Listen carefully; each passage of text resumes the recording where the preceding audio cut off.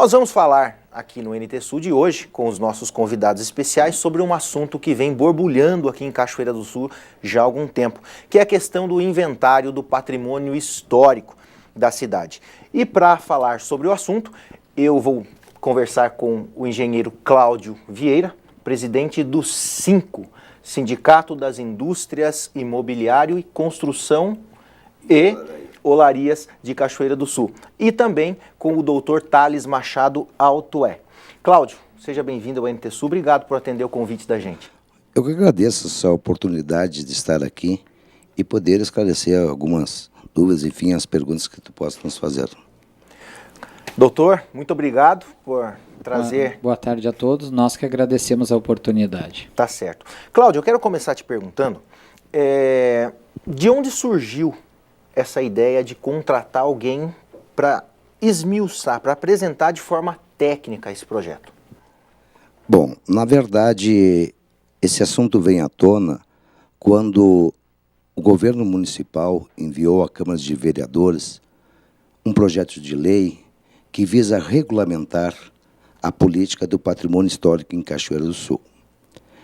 Tomei conhecimento através de uma audiência pública que foi realizada na Câmara de Vereadores.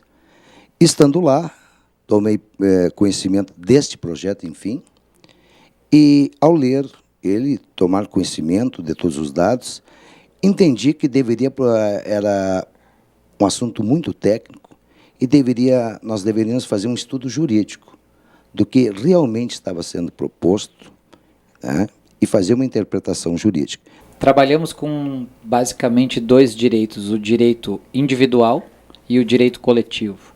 Então é simples da pessoa entender. Ela tem um direito como cidadão, mas a coletividade também tem um direito de preservação em função do coletivo. E o embate nasce daí. Então, o que nós precisamos nessa lei? Precisamos de critérios claros, objetivos. Na realidade, o maior problema hoje jurídico dentro do Brasil não é a falta de leis, nós temos excessos de lei. O problema todo é que nós não temos segurança jurídica. A lei ela não nos passa um critério objetivo, ela não nos dá o alcance dela e, na realidade, ela não resolve os problemas. Então, no nosso caso de patrimônio histórico, nós precisamos de uma lei que regule exatamente esse conflito de interesse.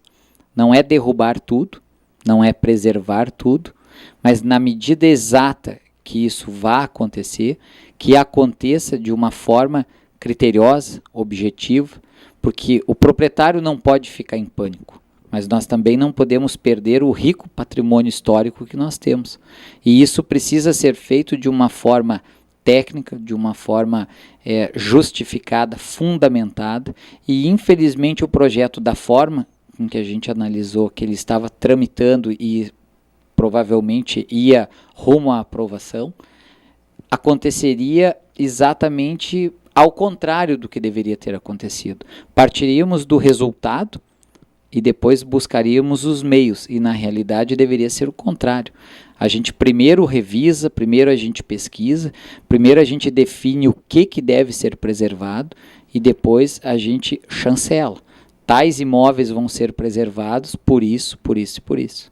Agora, a gente partir do contrário, a gente buscar uma justificativa de preservação para alguma coisa que tu já determinou que deva ser preservado, juridicamente não tem lógica.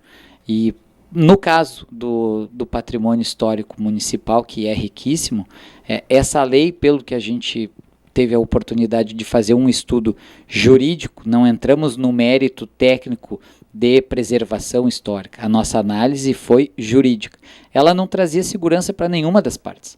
E hoje o nosso maior problema dentro da operação do direito, seja como advogado, promotor ou o próprio juiz que vai julgar toda essa contenda, ninguém, e os tribunais têm vários casos, e a gente procurou passar essa ideia na palestra hoje, existem decisões para todos os lados, não existe segurança, e enquanto esses processos se arrastam por 20, 30 anos, o imóvel caiu.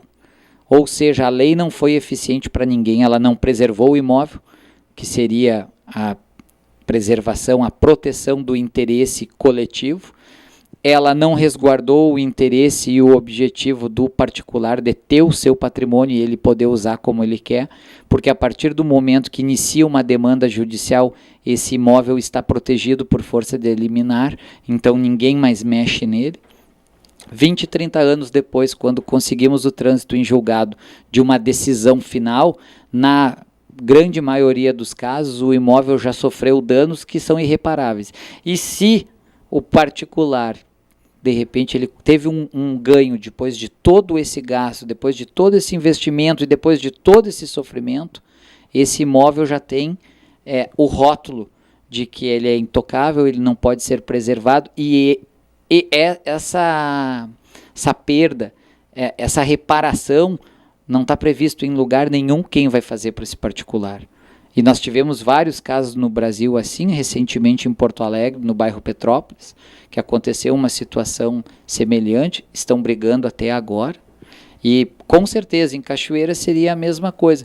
Os particulares entrariam na justiça, o poder público também seria afetado.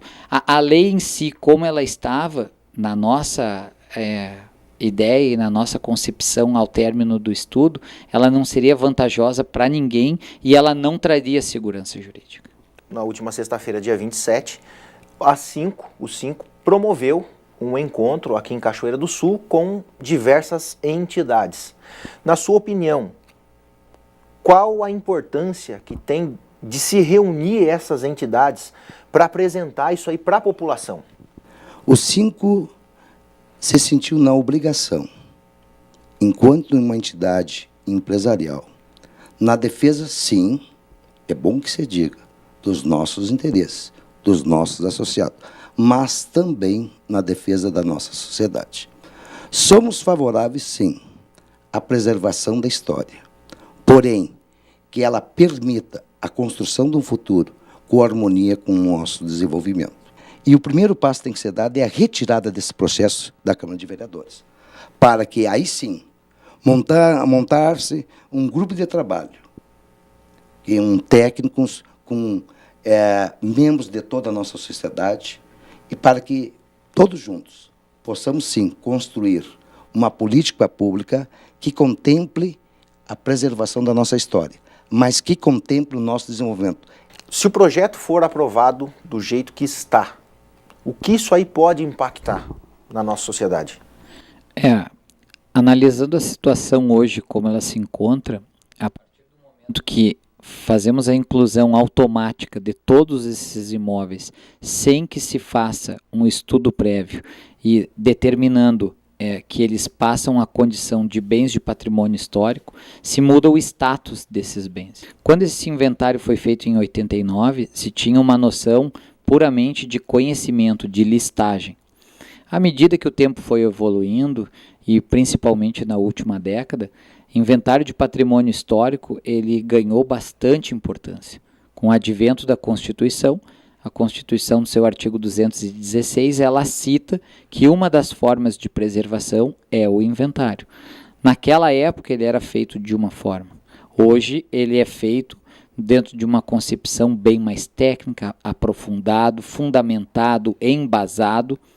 Só que para efeito de judiciário, a partir do momento que o poder público municipal, que tem a competência de iniciar e promover essa lei, ele afirma que os 130 imóveis têm esse status, amanhã depois ele não vai poder e não vai conseguir se defender, seja a nível público ou o próprio particular, de dizer que esse imóvel não é importante, não deva ser preservado e não tenha que ser preservado. Ou seja, é uma situação irreversível. Irreversível, na realidade, na vida é só a morte, né? No judiciário hoje no Brasil, o maior problema é exatamente esse. Nós não temos mais segurança jurídica em assunto nenhum. Mas eu diria que juridicamente a situação piora muito. Porque hoje as determinações judiciais através de ação civil pública, existem condenações e chegando uma condenação, seja particular ou o público, ele foi condenado a restaurar, ele foi condenado a manter, foi condenado a reconstruir. A dificuldade dele se defender é muito grande. Hoje, os julgados, a gente nota pela linha já pacificada nos tribunais, que a partir do momento que existe uma regulamentação municipal, a situação fica muito mais séria. E é exatamente essa regulamentação municipal que hoje nós estamos discutindo. Então, eu acredito e finalizo a resposta dizendo que talvez a maior surpresa da comunidade tenha sido o alcance que essa lei tem e ninguém sabia. Que não era simplesmente mais uma leizinha que deveria passar sem discussão, era uma lei, talvez uma das mais importantes do município, porque ela impacta essa geração e as futuras. Sim. Não entramos no mérito da preservação, nós entramos na parte jurídica dos reflexos, e os reflexos dessa lei são enormes. Nós temos problema de fiscalização do Tribunal de Contas, que essa lei com certeza vai ter implicações na lei de responsabilidade fiscal. Porque o município ele está criando, em tese, na realidade, ele não definiu a despesa. Ele está fazendo uma previsão de uma despesa futura.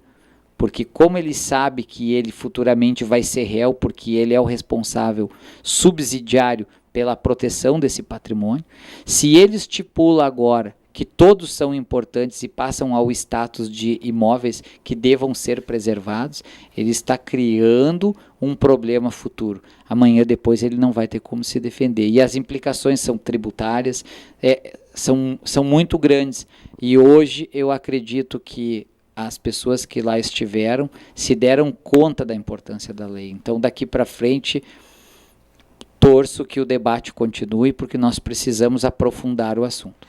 Tá certo. Eu quero agradecer ao Dr. Thales Altoé. Muito obrigado. Agradecer também ao Cláudio Vieira. Obrigado pela disponibilidade. Eu que agradeço. Darcy, eu volto com você aí no estúdio.